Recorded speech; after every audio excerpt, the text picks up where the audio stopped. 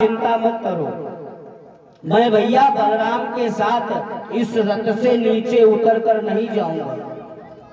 अक्रूर जी ने जाकर जैसे वस्त्रों को उतारा और यमुना में जैसे प्रवेश किया तो जैसे गोता को लगाया तो देखा क्या, भगवान लाला का पूरा स्वरूप छवि दिखाई दी।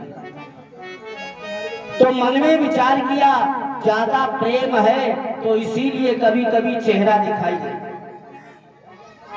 फिर बाहर निकले यमुना से, देखा क्या, कृष्ण और बलराम तो रथ में रहे बैठे। हमें ऐसा लगता ये हमारी मन की भ्रांति है, मन में विचार प्रेम है इसलिए जल में भी कृष्ण दिखाई दे रहा है। जैसे दूसरी बार जैसे गोता लगाया, भगवान कृष्ण को पुनः जल में देखा, शेष पर विराजमान बलराम सहित। फिर अक्रूर जी बाहर निकलकर देखा कि कृष्ण और बलराम तो रथ में बैठे। अब अक्रूर जी का मन भ्रमित हो गया, तो तीसरी बार जैसे गोता लगाया तो रथ सहित देखा भगवान को शेष पर विराजमान है।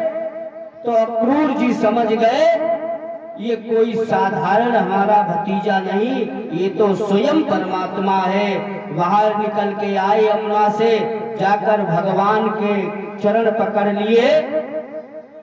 तो भगवान ने कहा, चाचा आप यहाँ क्या कर रहे हो? आप तो हमारे चाचा हो, बड़े हो, हमारे पैर क्यों पकड़ रहे? अक्रूर जी ने कहा, कृष्ण आज मुझे पता हुआ ना मैं आपका चाचा हो ना आप मेरे भतीजे हो। आज पता लगा मैं भक्त हूँ, आप भगवान हो। इस प्रकार भगवान ने अक्रूर जी को दर्शन कराया। तो अक्रूर जी जैसे आगे बढ़े तो वहां पर रथ रोका। भगवान ने कहा, चाचा हमारी इच्छा है दाऊ भैया के साथ हमें थोड़ा यमुना के किनारे सैर करने दो, घूमने दो। तो अक्रूर जी ने कहा, यहाँ सोच समझ के सैर करना क्या बड़ा ये कंस सख्त है आदेश, अगर कुछ गड़बड़ करोगे सजा मिलेगी। पर उस समय जल में भगवान का स्वरूप का दर्शन कराया।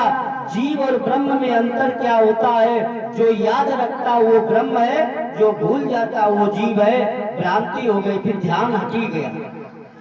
जैसे गर्गाचार्य जी परम विद्वान परम धार्मिक, वो भी भगवान को जानते थे ये भगवान है, फिर भी उनकी बुद्धि एक बार अलग हट गई, हमारा जूठा भोजन कर दिया। उसी प्रकार अक्रूर जी का भी मन हट गया। भगवान ने यमुना के किनारे जाकर वस्त्रों को पहना और आगे जाकर